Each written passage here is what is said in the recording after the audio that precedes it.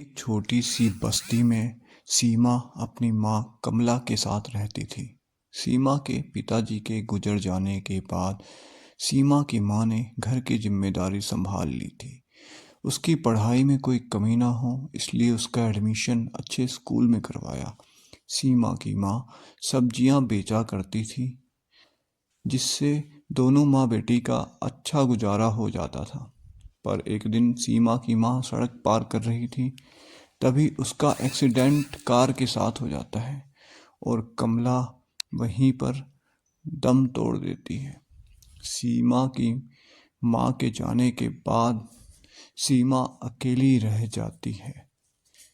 सीमा के पास जो भी खाने का राशन था वो भी धीरे धीरे खत्म हो जाता है और जब वह स्कूल जाती है तो वहाँ की फीस नहीं भर पाती, इसलिए स्कूल से निकाल दिया जाता है। वह रोते रोते घर आती है।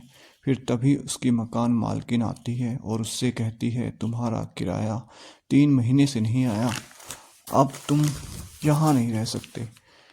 तो वह कहती है, आंटी आपको सब पता है, मेरे पास पैसे नहीं हैं।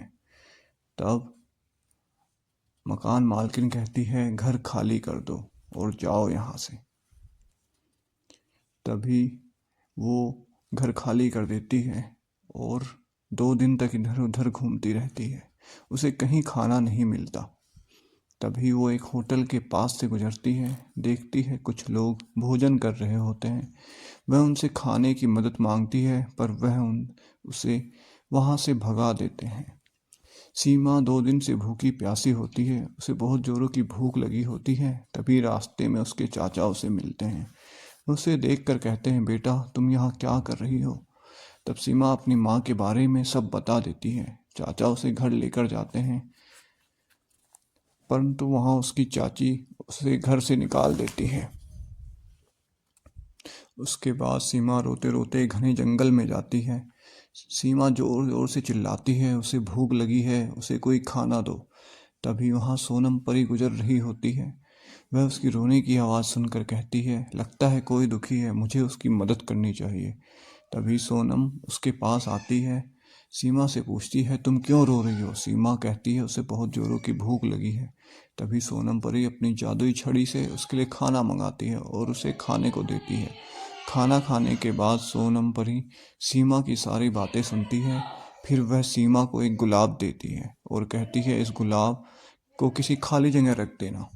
सीमा जाती है, उस गुलाब को खाली स्थान पर रख देती है। जैसे वह गुलाब जमीन पर रखती है तो वहाँ गुलाब का एक बड़ा घर बन जाता है। सीमा चौंक जाती है। सीमा उस घर में जाती है तो देखती है कि उसके अंदर सारी सुख सुविधाएं मौजूद हैं। सीमा खुश हो जाती है और वहाँ पर सीमा देखती है कि उसके पास बहुत सारा धन इकट्ठा हो जाता है, जिससे वो खुशी खुशी अपनी ज़िंदगी गुजारती है।